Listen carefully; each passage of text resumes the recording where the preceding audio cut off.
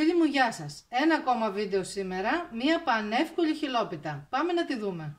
Για τη συνταγή μας θα χρειαστούμε 4 αυγά, 2 γιαούρτια αγελαδινά των 200 γραμμαρίων, 1 ποτήρι νερό, 3 κουταλιές της σούπας λάδι, 2 κουταλάκια του γλυκού αλάτι, 250 γραμμάρια έτοιμο πλυμμένο και καθαρισμένο σπανάκι ή ό,τι άλλο χορταρικό θέλετε, μισό κιλό φέτα και 3 σκούπες αλεύρι για όλες τις χρήσεις. Ετοιμάζουμε τώρα τη γέμιση. Έχουμε ρίξει το ένα γιαούρτι, ρίχνουμε τη φέτα, ένα αυγό.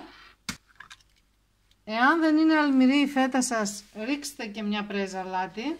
Ρίχνουμε το σπανάκι. Ρίχνουμε και πολύ λίγο, το μισό δηλαδή, το λάδι.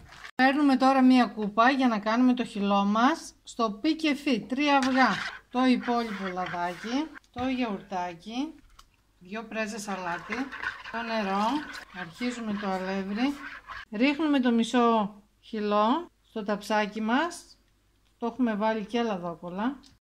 Τώρα έχουμε απλώσει το χυλό μας, ρίχνουμε τη γέμιση, ρίχνουμε τώρα τον υπόλοιπο χυλό σε μια κουτάλα για να πάει παντού. Ψήνουμε τη χιλόπιτα στους 180 βαθμούς προθερμασμένο φούρνο πάνω κάτω, μισή ώρα και 10 λεπτά περίπου. Το ταψάκι που χρησιμοποιήσαμε είναι γύρω στα 25 με 35 εκατοστά.